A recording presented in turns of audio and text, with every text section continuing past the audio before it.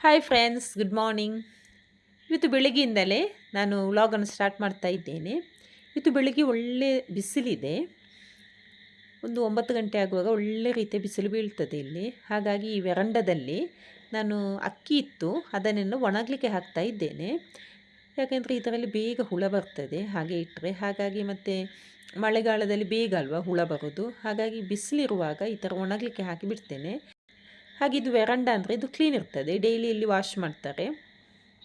ಹಾಗೆ ಸ್ವಲ್ಪ ಬೆಳ್ತಿಗೆ ಹಾಕಿ, ಹಾಗೆ ಈ ಸೈಡಲ್ಲಿ ಸ್ವಲ್ಪ ಕಟ್ ಸಾಂಬಾರಿತ್ತು ಅದನ್ನು ಕೂಡ ಚೆನ್ನಾಗಿ ಒಣಗಲಿಕ್ಕೆ ಹಾಕಿದೆ.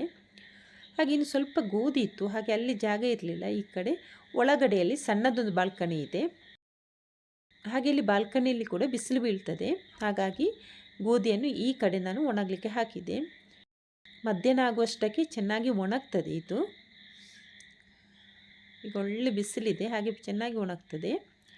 ಹಾಗೆ ನೋಡ್ಬೋದು, ಈಗ ನಾನೊಂದು 12 ಗಂಟೆ ಆಗುವಾಗ ಈ ಅಕ್ಕಿಯನ್ನೆಲ್ಲ ತೆಗಿತೇನೆ. ಯಾಕಂದರೆ 12 ಗಂಟೆ ನಂತರ ಇಲ್ಲಿ ಬಿಸಿಲಿಲ್ಲ, ನೆರಳು ಬೀಳ್ತದೆ. ನೆರಳು ಬೀಳಿದಾಗ ಈ ಇರುವೆಗಳೆಲ್ಲ ಬಂದು ಅಕ್ಕಿ ತಿನ್ನಲಿಕ್ಕೆ ಸ್ಟಾರ್ಟ್ ಮಾಡ್ತವೆ. ಹಾಗಾಗಿ ಇದನ್ನು ಬೇಗ ಬೇಗ ತೆಗಿತಾ ಇದ್ದೇನೆ. ಹಾಗೆ ನನ್ನ ಮಗ ಕೂಡ ನನಗೆ ಹೆಲ್ಪ್ ಮಾಡಲಿಕ್ಕೆ ಬಂದಿದ್ದಾನೆ. ನಾನು ಏನಾದರೂ ಕೆಲಸ ಮಾಡುವಾಗ ಅವನು ಬರ್ತಾನೆ, ಕರೆದ್ರೆ ಸಾಕು. ಈಗ ಅರ್ಜೆಂಟ್ ಏನಾದರೂ ಕೆಲಸ ಇದ್ದರೆ ಕರೆದ್ರೆ ಬರ್ತಾನೆ, ಅಥವಾ ನಾನೇನಾದರೂ ಮಾಡ್ತಿದ್ರೆ ಅವನು ನೋಡಿಬಿಟ್ಟು ನಾನು ಹೆಲ್ಪ್ ಮಾಡಲ ಮಮ್ಮಿ ಅಂತೇಳಿ ಬರ್ತಾನೆ. ಹಾಗೆ ಅಕ್ಕಿ ತೆಗಿಲಿಕ್ಕೆಲ್ಲ ಹೆಲ್ಪ್ ಮಾಡ್ತಾ ಇದ್ದ. ಈ ಅಕ್ಕಿಯನ್ನು ಒಣಗಲಿಕ್ಕೆ ಹಾಕಲಿಕ್ಕೆ ಸುಲಭ, ಒಂದು ಸಲ ಹಾಕಿಬಿಟ್ರೆ ಆಯಿತು. ಆದರೆ ಅದನ್ನು ತೆಗೆಯುವಾಗ ಉಂಟಲ್ಲ ತುಂಬ ಕಷ್ಟ ಆಗ್ತದೆ. ಅದಕ್ಕೋಸ್ಕರ ಈ ಥರ ಕೂತ್ಕೊಂಡು ಅಕ್ಕಿಯನ್ನೆಲ್ಲ ತೆಗಿತಾ ಇದ್ದೇನೆ. ನನ್ನ ಮಗ ಆ ಕಡೆಯದೆಲ್ಲ ರಾಶಿ ಮಾಡ್ತಾ ಇದ್ದಾನೆ. ಹಾಗೆ ಇಬ್ಬರು ಬೇಗ ಬೇಗ ಅಕ್ಕಿಯನ್ನೆಲ್ಲ ತುಂಬಿಸಿಬಿಟ್ಟು ಬಕೆಟಲ್ಲಿ ಹಾಕಿ ಇದನ್ನು ತಗೊಂಡು ಹೋಗಿ ಒಳಗೆ ಇಡ್ತಾ ಇದ್ದೇನೆ.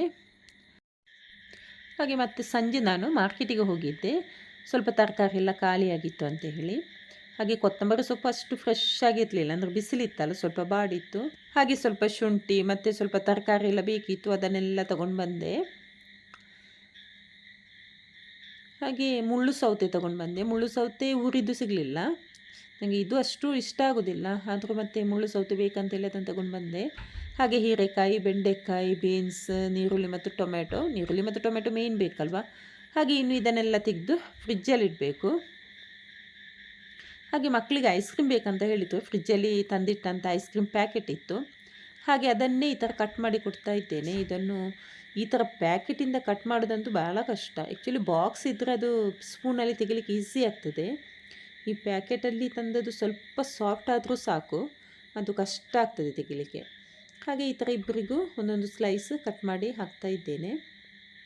ನಂತರ ಉಳಿದಂಥ ಐಸ್ ಕ್ರೀಮನ್ನು ಇದೇ ಬಾಕ್ಸಲ್ಲಿ ಹಾಕಿ, ಹಾಗೆಯೇ ಫ್ರಿಜ್ಜಲ್ಲಿ ಇಡ್ಲಿಕ್ಕೆ ಆಗೋದಿಲ್ಲ, ಯಾಕೆಂದರೆ ಅದು ಪೇಪರ್ ಬಾಕ್ಸ್ ಅಲ್ವ, ಎಲ್ಲ ಮೆಲ್ಟ್ ಆಗ್ತದೆ. ಹಾಗಾಗಿ ಈ ಥರ ಒಂದು ಪ್ಲಾಸ್ಟಿಕ್ ಬಾಕ್ಸಲ್ಲಿ ಹಾಕಿ ಅದನ್ನು ಮುಚ್ಚಿ ಫ್ರೀಝರಲ್ಲಿ ಇಡ್ತಾ ಇದ್ದೇನೆ. ಯಾವಾಗ ಬೇಕು ಆಗ ತೆಗೆದು ತಿನ್ಬಹುದು ಅಂತ. ಹಾಗೆ ನೋಡ್ಬೋದು, ಐಸ್ ಕ್ರೀಮ್ ಹತ್ರ ಸೂಪರ್ ಆಗಿತ್ತು, ವೆನಿಲಾ ಐಸ್ ಕ್ರೀಮು. ಹಾಗೆ ನಾನು ಕೂಡ ಒಂದು ಪೀಸ್ ಹಾಕಿ ತಗೊಂಡೆ. ಮಕ್ಕಳಿಬ್ಬರು ಟಿ ವಿ ನೋಡಿಕೊಂಡು ಖುಷಿಯಾಗಿ ಐಸ್ ಕ್ರೀಮ್ ತಿಂತಾ ಇದ್ದಾರೆ. ರೈಸ್ ಆದರೆ ಮಾತ್ರ ಒಳಗೆ ಹೋಗೋದಿಲ್ಲ ನೋಡಿ, ಐಸ್ ಕ್ರೀಮ್ ಆದರೆ ಸರಿಯಾಗಿ ತಿಂತಾರೆ. ಹಾಗೆ ಸ್ವಲ್ಪ ಬಿಸಿಲಿತ್ತಂತೇಳಿ ನಾನು ಕೂಡ ಒಂದು ಪೀಸ್ ತಿಂದೆ. ಮಳೆ ಇದ್ದರೆ ತಿನ್ನಲಿಕ್ಕೆ ಆಗೋದಿಲ್ಲ, ಯಾಕೆಂದರೆ ನನಗೆ ಬೇಗ ಶೀತ ಆಗ್ತದೆ. ಹಾಗೆ ಈ ಥರ ಸ್ವಲ್ಪ ಬಿಸಿಲಿದ್ದರೆ ಮಾತ್ರ ಐಸ್ ಕ್ರೀಮ್ ಎಲ್ಲ ತಿನ್ನೋದಿಲ್ಲ, ಇಲ್ಲಾಂದರೆ ಆಗೋದಿಲ್ಲ. ಹಾಗೆ ಮಕ್ಕಳಿಗೆ ಇವತ್ತು ರಜೆ ಇತ್ತಲ್ಲ, ಹಾಗೆ ನನ್ನ ಮಗನಿಗಂತೂ ಬೋರ್ ಆಗ್ತದೆ ಅಂತೆ. ಹಾಗೆ ಈ ಬಬಲ್ಸ್ ಪೇಪರ್ ಇತ್ತಲ್ಲ, ಅದರದ್ದು ಬಬಲ್ಸ್ ಎಲ್ಲ ಈ ಥರ ಹೊಡಿತಾ ಇದ್ದಾನೆ ಒಂದೊಂದೇ. ನಾವು ಕೂಡ ಚಿಕ್ಕದಿರುವಾಗ ಈ ಥರದ್ದೆಲ್ಲ ಮಾಡ್ತಿದ್ದೇವಲ್ಲ, ಅದೇ ನೆನಪಾಯಿತು. ಹಾಗೆ ಇವಳು ನೋಡಿದರೆ ಅವಳು ಪಿಕ್ಚರಿಗೆ ಕಲರ್ ಹಾಕ್ತಾ ಇದ್ದಾಳೆ. ಹಾಗೆ ಮೊಬೈಲಲ್ಲಿ ನೋಡಿ ಅದಕ್ಕೆ ಯಾವ ಕಲರ್ ಇದೆ ಅಂಥೇಳಿ ಅದೇ ಕಲರನ್ನು ಅಲ್ಲಿ ಹಾಕ್ತಾ ಇದ್ದಾಳೆ. ನೋಡ್ಬೋದು, ಸೇಮ್ ಕಲರನ್ನು ನೋಡಿ ಅದಕ್ಕೆ ತುಂಬಿಸ್ತಾ ಇದ್ದಾಳೆ. ಅದೊಂದು ಯೂನಿಕಾರ್ನ್. ಹಾಗೆ ಇದು ಪಿಕ್ಚರ್ ಬುಕ್, ಇದರಲ್ಲಿ ತುಂಬ ಪಿಕ್ಚರ್ಸ್ ಇದೆ. ಹಾಗೆ ದಿನಾಲೂ ಹೀಗೆ ಕೂತ್ಕೊಂಡು ಕಲರ್ ಮಾಡ್ತಾ ಇರ್ತಾಳೆ ಟೈಮ್ ಇರುವಾಗ. ಅಂದರೆ ಬೋರ್ ಆಗ್ತದಲ್ಲ, ಬೋರ್ ಇರುವಾಗೆಲ್ಲ ಮಕ್ಕಳಿಗೆ ಮೊಬೈಲೆಲ್ಲ ನೋಡೋದಕ್ಕಿಂತ ಈ ಥರ ಆ್ಯಕ್ಟಿವಿಟೀಸ್ ಇದ್ದರೆ ಒಳ್ಳೆಯದಾಗ್ತದೆ. ಹಾಗೆ ನಂತರ ಸಂಜೆ ಹೊತ್ತಲ್ಲಿ ಮಕ್ಕಳು ನೋಡ್ಬೋದು ಇಲ್ಲಿ ಕೂತ್ಕೊಂಡು ಆಟ ಆಡ್ತಾ ಇದ್ದಾರೆ.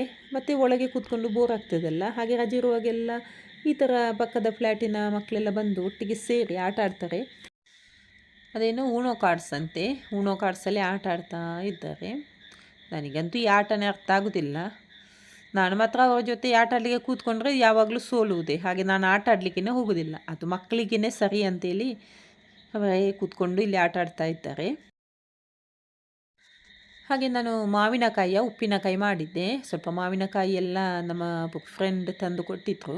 ಹಾಗೆ ಅದರಲ್ಲಿ ಉಪ್ಪಿನಕಾಯಿ ಮಾಡಿಟ್ಟೆ. ನೋಡ್ಬೋದು ಸೂಪರಾಗಿ ಬಂದಿತ್ತು ಮಾತ್ರ ಉಪ್ಪಿನಕಾಯಿ. ಆ್ಯಕ್ಚುಲಿ ನನಗೆ ಇದರದ್ದು ರೆಸಿಪಿ ಮಾಡಲಿಕ್ಕೆ ಆಗಲಿಲ್ಲ, ಅಂದರೆ ಸ್ವಲ್ಪ ಅರ್ಜೆಂಟಲ್ಲಿ ಮಾಡಿದೆ. ಹಾಗಾಗಿ ರೆಸಿಪಿಯನ್ನು ಶೂಟ್ ಮಾಡಲಿಲ್ಲ, ಆದರೆ ಒಳ್ಳೆಯದಾಗಿತ್ತು. ಹಾಗೆ ಇದನ್ನು ಒಂದು ದಿನ ಹೀಗೆ ಬಿಡ್ತೇನೆ ಈ ಪಾತ್ರೆಯಲ್ಲಿ. ನಂತರ ನಾನು ಎಲ್ಲ ಬಾಟಲ್ಸಲ್ಲಿ ತುಂಬಿಸಿಡೋದು, ಅಂದರೆ ಒಂದು ವರ್ಷಕ್ಕೆ ಹಿಡಿ ಸಾಕಾಗ್ತದೆ ಇಷ್ಟು ಉಪ್ಪಿನಕಾಯಿ. ಮಕ್ಕಳಿಗೆ ಟಿಫಿನಿಗೆಲ್ಲ ಬೇಕಾಗ್ತದಲ್ಲ, ಹಾಗಾಗಿ ಒಂದೇ ಸಲ ಮಾಡಿಟ್ಟು ಬಿಡ್ತೇನೆ. ಇಷ್ಟೇ ಫ್ರೆಂಡ್ಸ್ ಇವತ್ತಿನೊಂದು ಸಣ್ಣ ವಿಡಿಯೋ. ಇವತ್ತಿನ ಈ ವಿಡಿಯೋ ನಿಮಗೆ ಇಷ್ಟ ಆದರೆ ಒಂದು ಲೈಕ್ ಕೊಡಿ, ಕಮೆಂಟ್ ಮಾಡಿ, ಶೇರ್ ಮಾಡಿ. ಹಾಗೆ ನನ್ನ ಚಾನಲನ್ನು ಯಾರಾದರೂ ಸಬ್ಸ್ಕ್ರೈಬ್ ಮಾಡದೆ ನೋಡ್ತಾ ಇದ್ದರೆ ದಯವಿಟ್ಟು ಸಬ್ಸ್ಕ್ರೈಬ್ ಮಾಡಿ. ಇನ್ನೊಂದು ವಿಡಿಯೋದಲ್ಲಿ ಮತ್ತೆ ಸಿಗೋಣ.